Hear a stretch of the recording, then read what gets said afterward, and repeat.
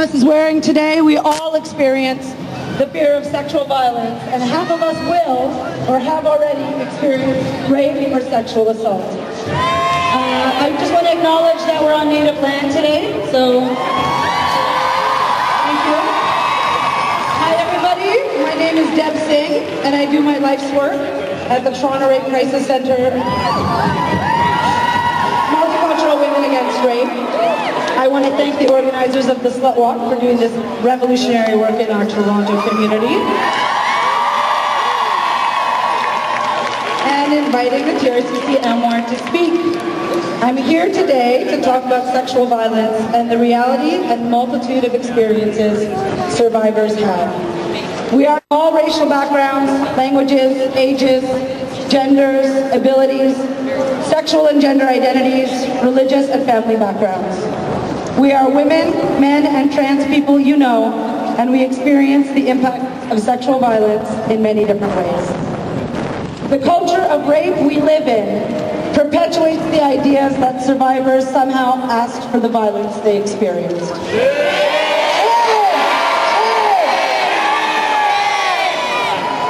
Thus, this culture of violence says that there is some way to prevent it. I am here to remind the Toronto Police and all of us who perpetuate sexism against women that we are not responsible for sexual violence happening against us.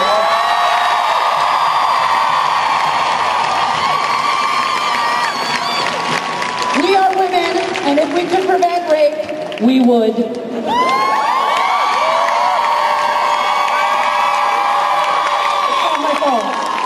The Toronto Police continually judge, shame, and blame survivors by the very nature of believing and sharing with the community that there are ways in which you can prevent rape. For example, not dressing like a slut.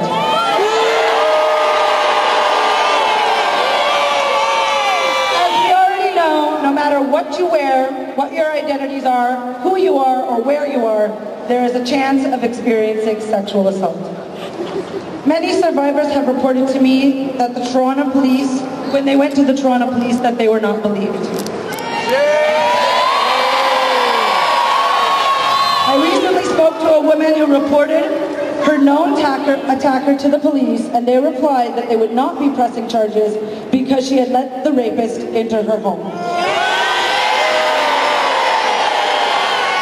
Plain and simple, survivors are continually blamed for the violence perpetrated against us. We know that when it comes to sexual assault and domestic violence, that Toronto Police have been known to seek out non-status women instead of regarding their claims of abuse as real, and thus charging the perpetrator, but instead detaining and deporting these women and children. A national statistic reads, only 6% of sexual assaults are ever reported to the police.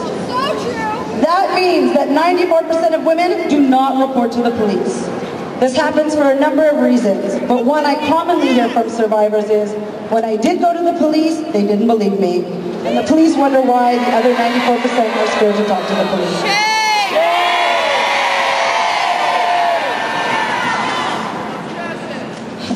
No justice, no peace, that's right. The first person who comes under investigation when a claim of sexual assault is made is the first witness of the crime, the survivor, or as the police like to call them, the victim. Her credibility as a witness comes under the microscope. Her sexual history, her mental health, her medical history, her presentation, her actions on the night in question, and even what she wore, as we can clearly see in Toronto and Manitoba.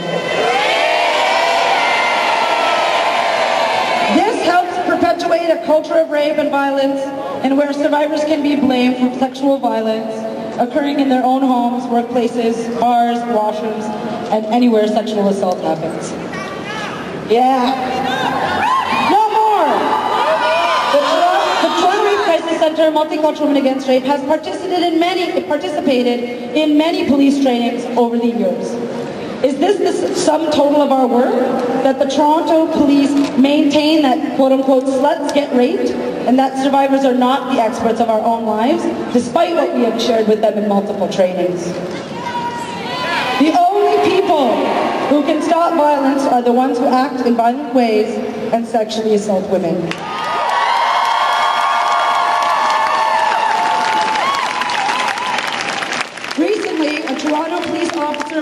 Frazier, 24 years of age, was charged with 2 counts of sexual assault. I asked the Toronto police, is there some way you could have prevented this? Thank you for listening.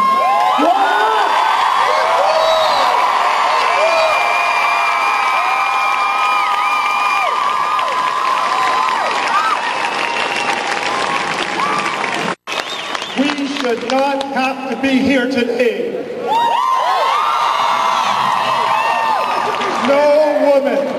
No woman on our campuses should ever have to think twice about staying late at the library. No woman in this city should ever have to watch over her drink at a bar. No woman in this province should ever have to worry that her no might be heard as a yes. No woman in this country should ever have to worry that what she wears could be seen as an excuse by some men, some judges, or some police officers. And no woman anywhere in this world should ever be stigmatized, be blamed, or be punished if a man sexually assaults her.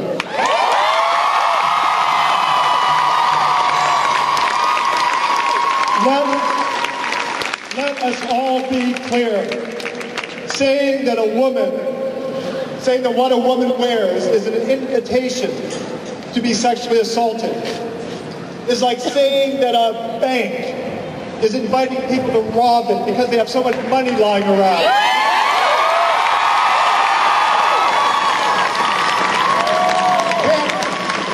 Can't you just see the scene in court? Sorry, Judge, I couldn't help myself. The bank is flaunting all of its money.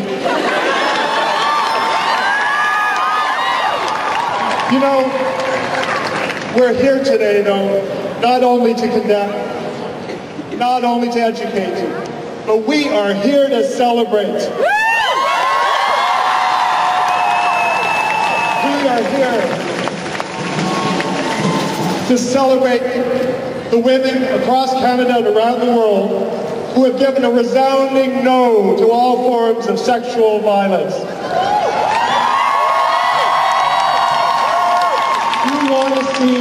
You want to see heroism? Well, just look at the leadership of women in pushing for legal reform that, if we go back in Canada 20 years ago, led to laws that clearly said no means no and it takes yes to mean yes. Look at the heroism of women who, against tremendous opposition and ridicule, have provided services and support for women who have been assaulted, who have experienced other forms of violence at the hands of a man. If you want to see heroism, look at the women who have refused to be silenced and told the world about the crime they experienced. And look at the continued leadership of women who champion relationships that are free of violence or the threat of violence. We are here today because since the rise of feminism, women have celebrated their sexual autonomy, their right to sexual self-determination, their right to sexual pleasure, free of physical coercion, emotional coercion, governmental coercion, social or religious conversion.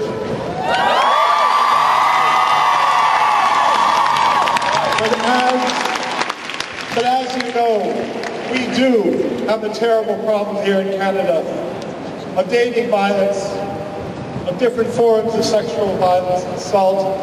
But here's the interesting thing. Escort services and Most men, prostitution. the majority of men in Canada, never commit sexual assault. But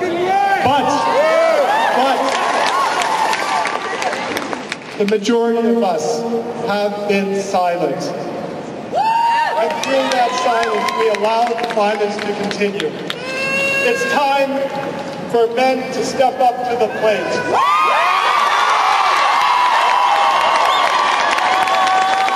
Whether on our campuses, in our workplaces, in our families, in our places of worship, in the halls of government, and yes, in our police forces, it's time for men to speak out, to look at our attitudes, to look at our language,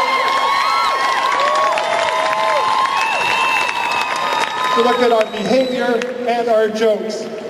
Now, when we do this, when we say men have got to speak out, it's not to replace the leadership of women. It's not to say, all right, girls, we've got it under control, step aside.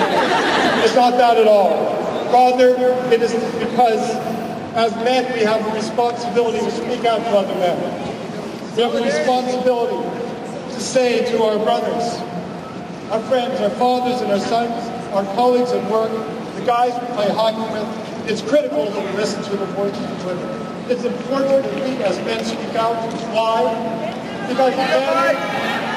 Because men look to other men to define what it means to be a man. It's critical that men speak out. And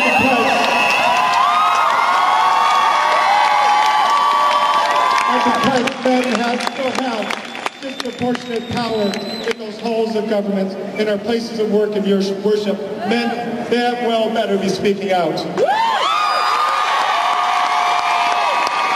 That's one more reason why we're here to celebrate. Because as a man, I am thrilled to see so many of my brothers here today.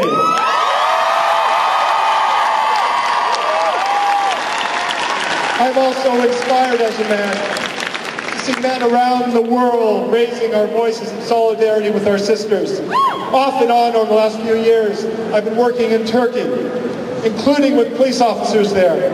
And I am inspired that a group of police officers have now taken on themselves, with the support of the UN and their government, to train every last police officer in Turkey about their responsibilities, their personal responsibilities to end violence against women. We need liaison and also one of the organizers.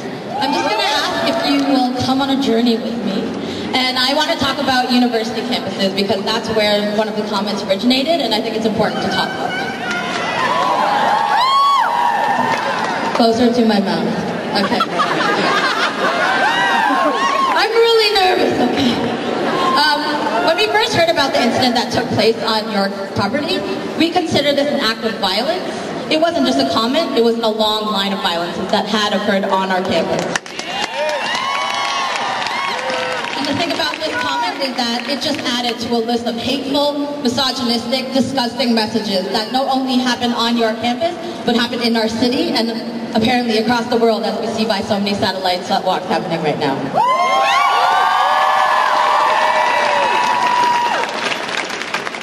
And I can't get over the irony of the fact that this was actually taking place on a campus safety awareness day.